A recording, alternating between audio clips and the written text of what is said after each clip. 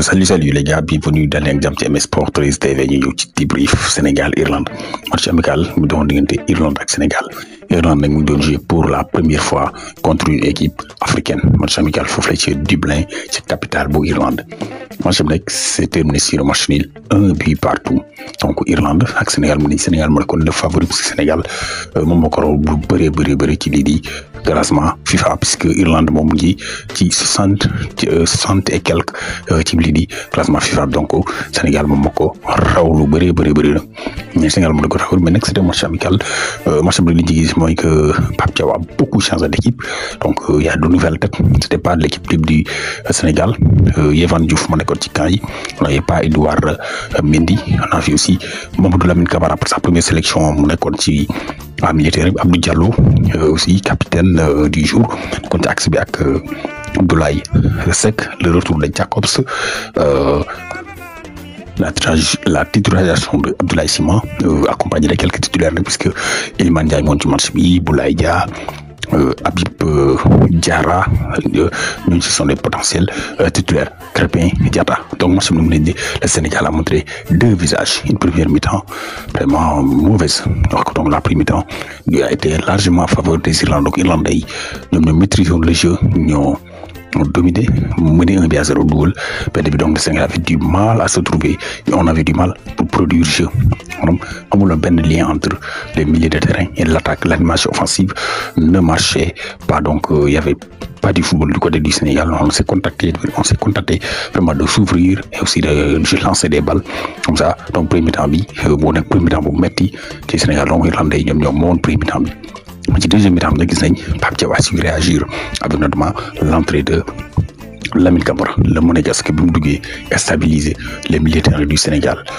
gis aussi l'entrée de Ismaïla Sarr mais il que dire de Iliman Ndiaye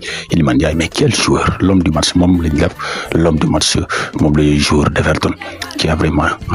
étalé tout son talent Iliman Ndiaye wane na bu baax c'est un joueur capable d'animer le jeu offensif des Lions donc il était au four et au moulin dafa ñeme bal bi Iliman Ndiaye di ñëw laaj bal bi créer des situations yóbbu bal bi bu laajee aussi créer ay combinaisons ouvrir le jeu donc Iliman Ndiaye était au four et au moulin il était le maître de ce match le maître du jeu des Lions Iliman Ndiaye moom sax mu ne égalisation bi ci tànk du jóge donc moom moo créé li nga xam ne mooy balle d'égalisation bi benn centre boo xam ne Ismaïla Sarr finalement mooy dugal mooy égalisé à la 82e minute de jeu moom dugg ci deuxième mi-temps bi Ismaïla Sarr aussi match intéressant mu donte du temps bi mu def bëriwul ci l'entrée aussi de Sabali Lamine Camara comme on l'a dit donc am na jour am nag football match bi ku mel ne Edouard Mendy Koulibaly ñoom Idrissa Gana Gueye ñoom ñëpp joué wuñu nag noonu aussi Idrissa Gueye le médecin donc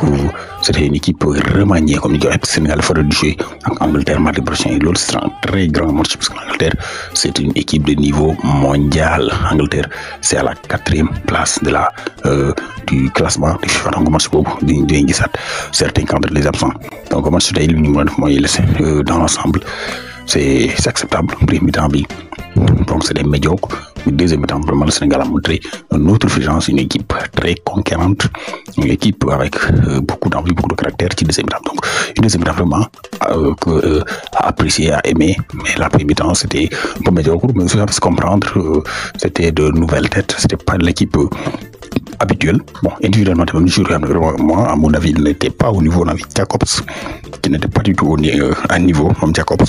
on a perdre niveau bi mu nekkoon tout comme Abdou Diallo aussi il n'était pas vraiment ci niveau bi nga xam ne nañ ko donc ça c'est des joueurs vraiment au-dessus de la manière qui dit El Hadji Malick Diouf latéral gauche bi mu duggee ci place Jacobs il a beaucoup changé il a beaucoup apporté notamment sur le plan offensif Iliman Ndiaye comme on l'a dit lui il était vraiment le métronome de ce match le man of ce match il a étalé une fois tout son talent Iliman Ndiaye un gros match comme Lamine Camara aussi n'était pas mauvais il a fait un match acceptable ça à première Boulaye Dia vraiment bon décevant mais aussi l'animation du jeu qui n'a pas marché peut être la cause Donc ce qu'on retient donc mooy que ni un petit partout la match de préparation la Pape Thiaw a fait beaucoup tourner, c'était le plus intéressant. Donc ñu xaar les Lions mardi prochain ak Angleterre. ñu dem ci Europe qualification coupe du monde Norvège caaxaanuñu Norvège de Erling Haaland de Sorloth de Odegaard ñoom dañ bëgg a dem coupe du monde 2026 cette génération là dañu raté Euro bi passé coupe du monde bi passé ils veulent vraiment aller à la coupe du monde puisque Norvège 3 matchs 3 victoires 9 points la am nekk leader te tey kenn la dóor Italie la squadra azzurra Italie de Donnarumma de Bastoni de Tonali donc de Retegui Norvège di leen dóor 3-0 avec un but bii de Erling Haaland de Sorloth donc 3-0 donc Norvège fi mu nekk nii caaxaanuñu dañ bëgg dem ci coupe du monde prochaine bi donc les gars c'était tout